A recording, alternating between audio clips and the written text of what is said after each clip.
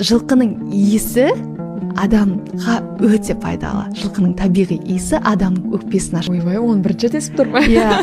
Мысалы, болады туберкулез аурулары, мысалы өкпеге қатысты аурулар болса, жылқының иісі, ойлаңызшы, адамның кеудесін, яғни өкпесін тазартады екен.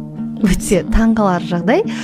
Мен нені білемін, хадисті білемін. Жылқымен кізген уақытынан еш уақытта сұралмайсың дейді. Неге деген сұраққа уже иісінен жауап тапсаңыз болады да. Көрдіңіз ба, жылқының иісінен. Тіпті бізде қазақ халқында бұрын ежелде бір жақтан екінші жаққа барып жылқымен шауып баратын болған ғой. Сол кезде енді кейде жол ортасында түнеп қалатын кездер болған. Орманда, тауларда ұйықтар алдында жылқының әбзелдерін бүйтіп қоршап, өз-өзін қоршап ұйықтайтын болған.